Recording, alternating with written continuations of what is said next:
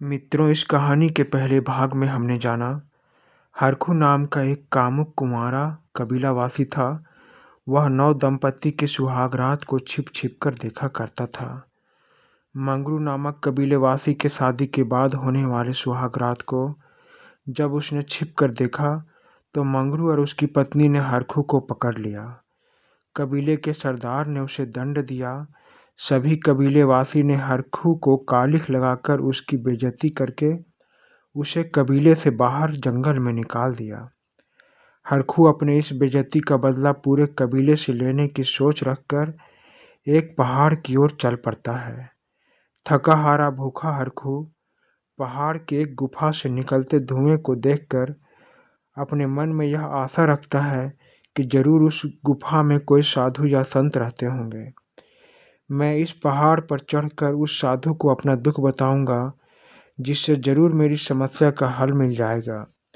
यह सोचकर हरखू अपने हारे मन को मनाता है और किसी तरह गिरते पड़ते पहाड़ के पत्थरों को पकड़ते हुए धीरे धीरे वह उस गुफा तक पहुंच जाता है। ठीक गुफा के द्वार तक पहुंचकर हरखू बेहोश हो जाता है। वह वहां घंटों तक बेहोश हालत में सोया रहा। हरखू का सोचना बिल्कुल सही था। उस गुफा में एक प्रतापी सिद्ध बूढ़े साधु रहते थे, जो कई वर्षों से उस गुफा में तपस्या कर रहे थे। साधु के पास एक विद्या थी। उस विद्या से साधु किसी भी व्यक्ति को अपने वश में कर सकते थे। मगर वे साधु एक सज्जन पुरुष थे।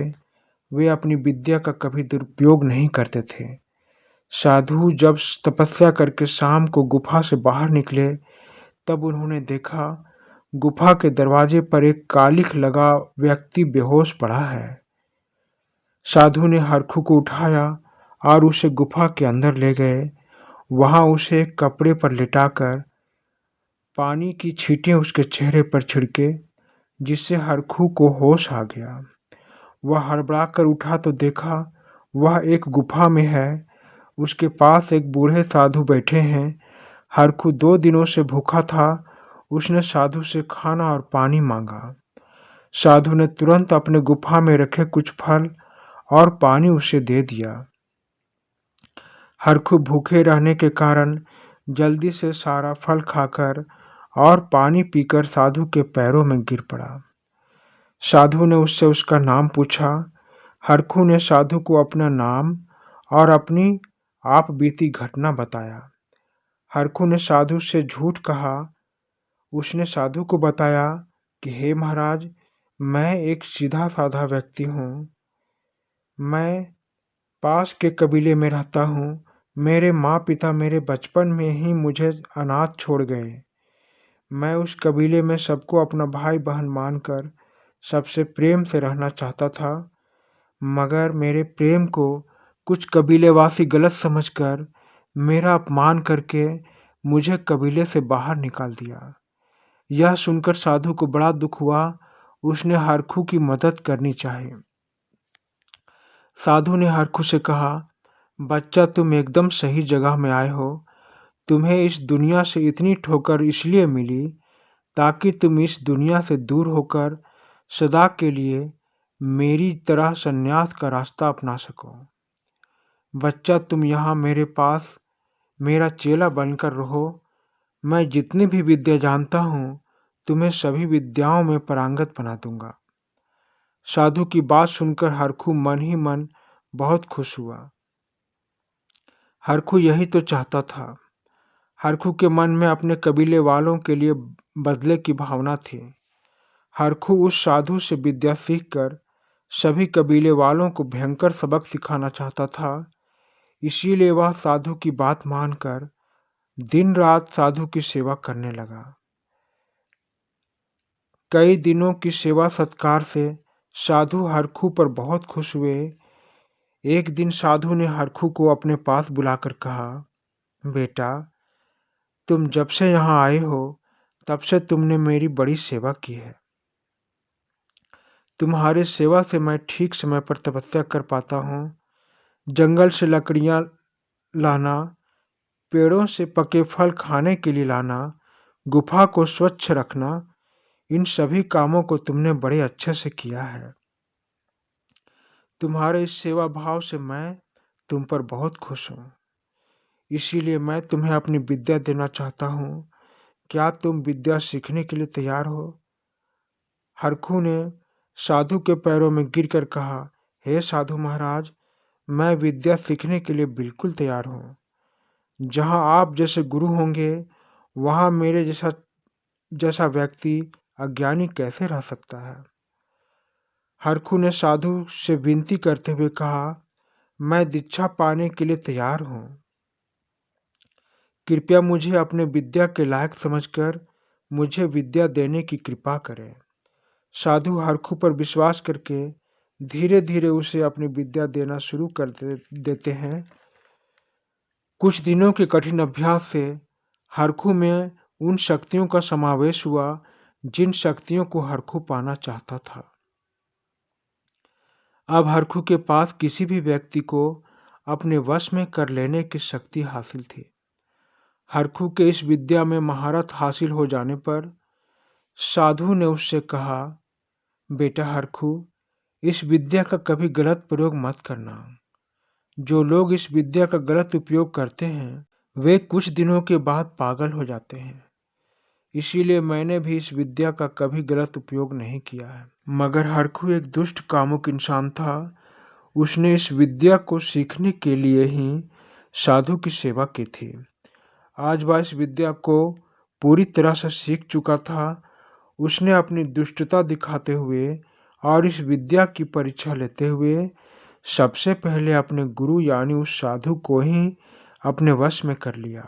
अब साधु हरखू के सामने हाथ जोड़े खड़ा था। फिर हरखू ने साधु से कहा, एक पैर पर खड़े हो जाओ।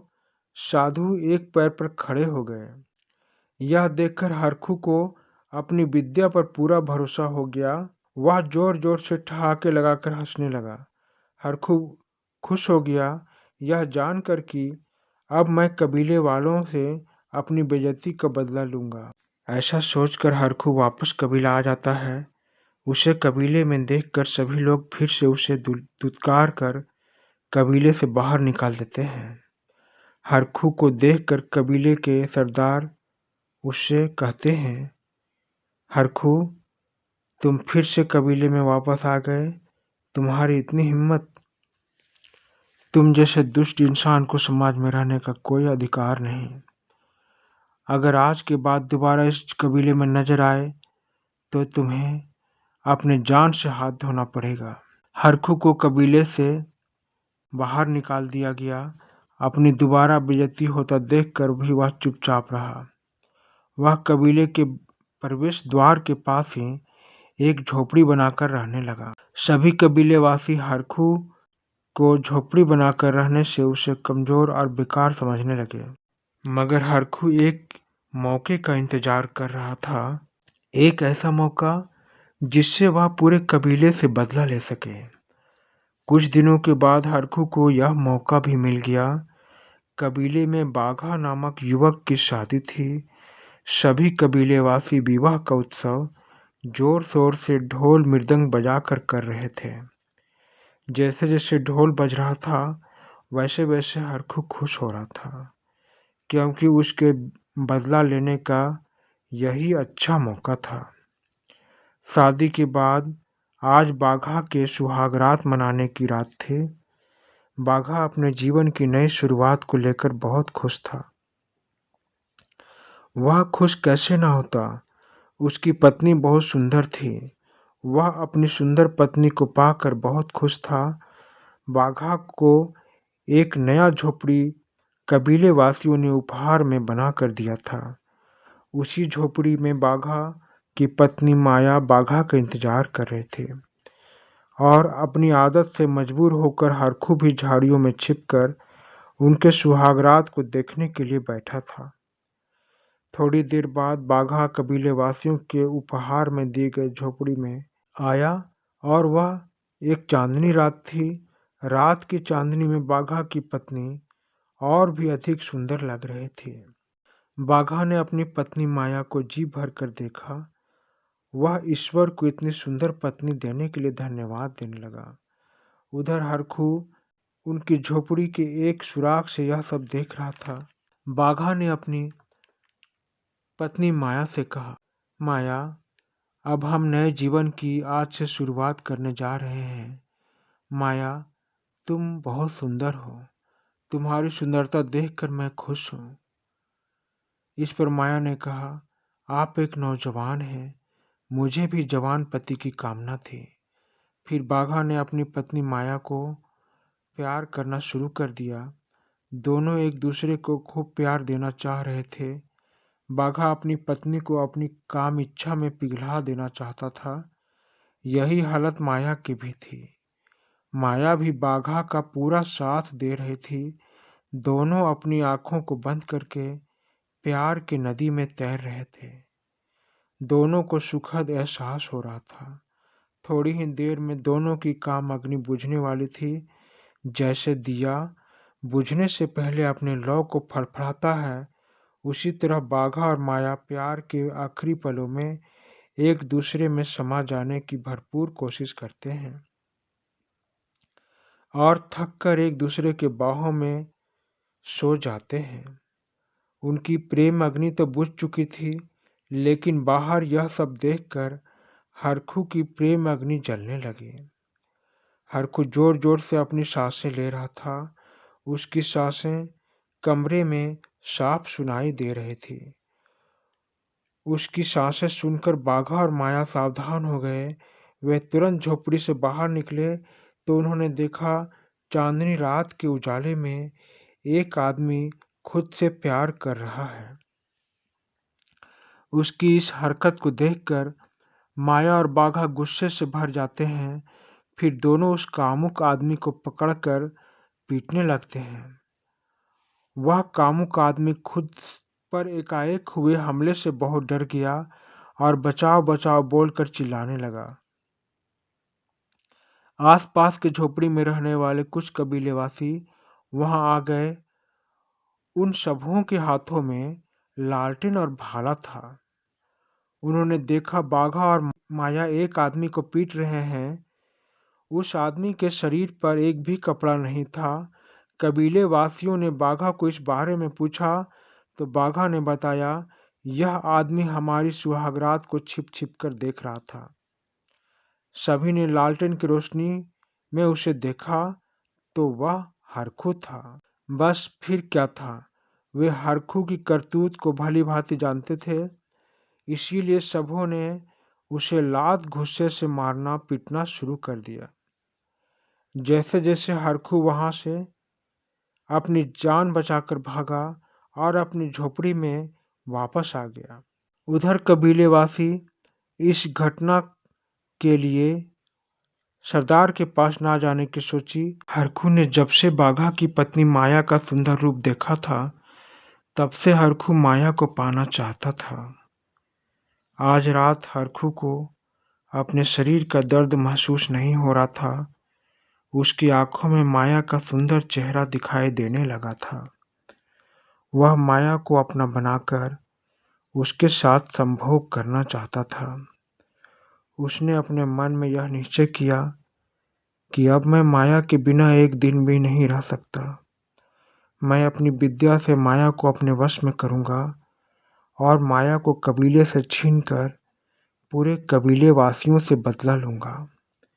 ऐसा सोचते सोचते दर्द की वजह से वह गहरी नींद में सो गया। सुबह हुई, वह रात होने का इंतजार करने लगा।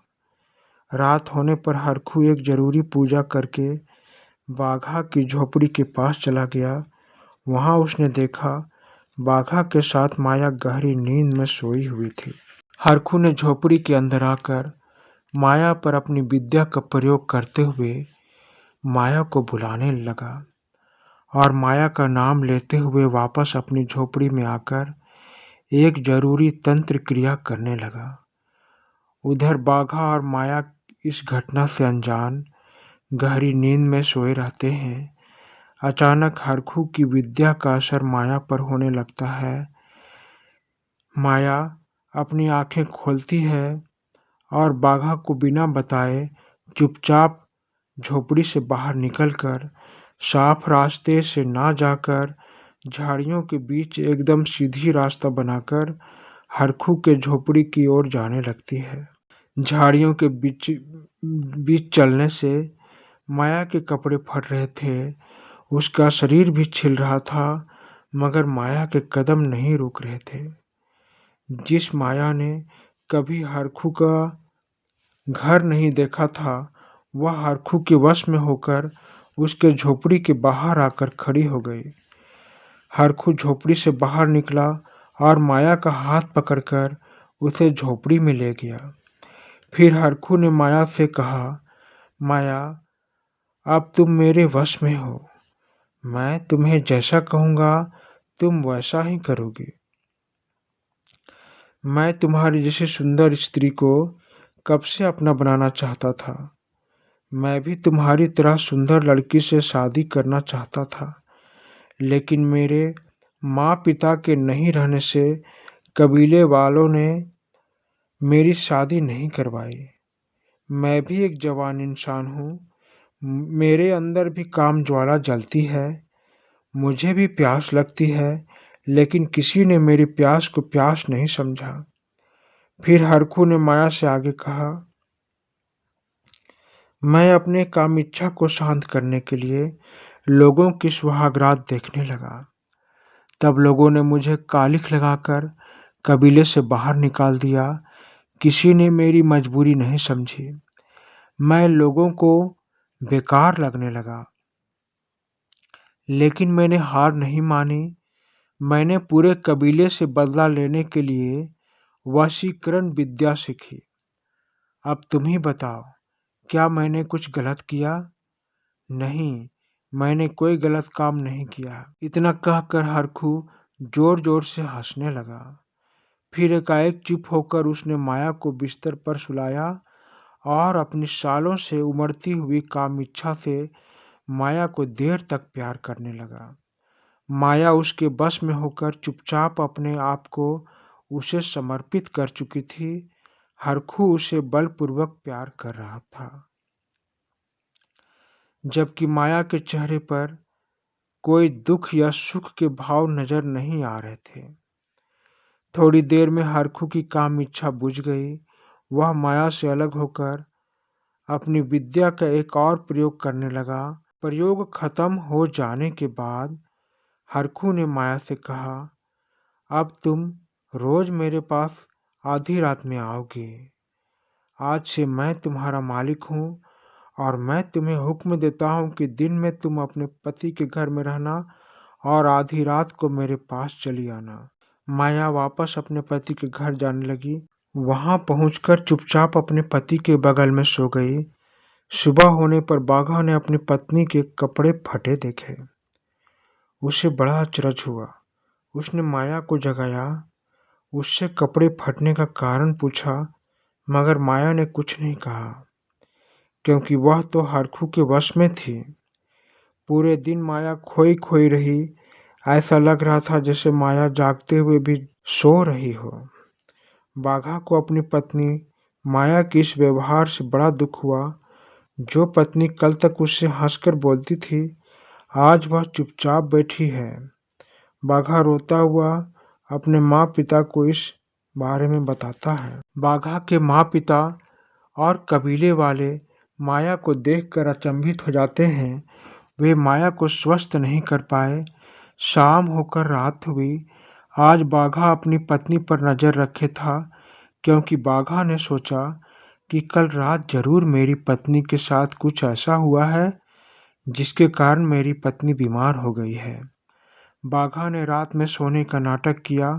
आधी रात बीतने पर माया अपने झोपड़ी से बाहर निकली और हरखू के झोपड़ी की ओर जाने लगी। उसके पीछे पीछे बाघा भी चुपचाप आ रहा था।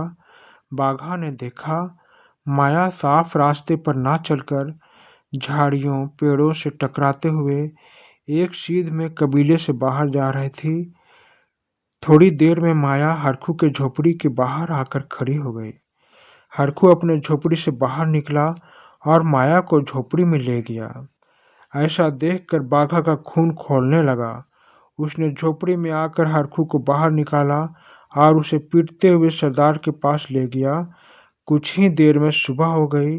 सरदार ने सबसे पहले बाघा से पूछा, बताओ बाघा, क्या हुआ था? बाघा ने कहा, सरदार, कुछ साल पहले आपने हरखू को सजा देकर कबीले से बाहर निकाला था। यह दुष्ट कबीले से बाहर जाकर हमसे बदला लेने के लिए इसने जादू करना सीखा, फिर हमारे कबीले में वापस आया। 2 दिन पहले इसने हमारी सुहागरात को देखा।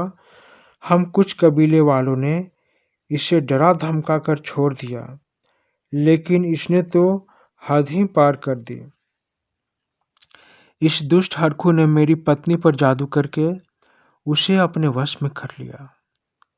साधु ने बाघा की पत्नी को देखा। वह सचमुच बीमार लग रही थी। वह जागते हुए भी नींद में थी। सरदार सब कुछ समझ गया। फिर सरदार ने गुस्से से हरखू से पूछा, अरे दुष्ट हरखू, तुम इंसान के रूप में एक जानवर हो। तुमने अपनी हवस के लिए एक भोली भाली लड़की को अपने जादू का शिकार बना लिया।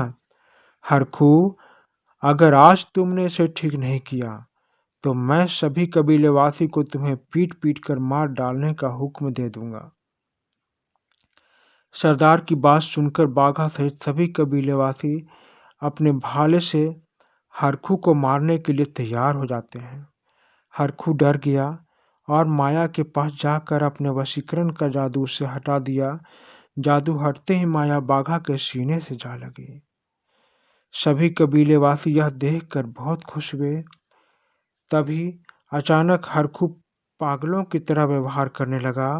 वह हंसते हंसते रोने लगा। कभी अपने कपड़े फाड़ता, कभी पेड़ पर चढ़ जाता।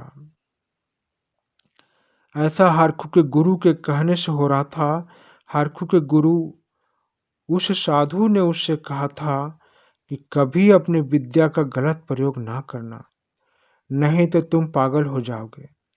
गुरु की बात ना मानने से आज हरखू पागल हो गया था। सरदार और सभी कबीले वाले हरखू को देखकर यही कह रहे थे, जैसी करनी वैसी भरनी।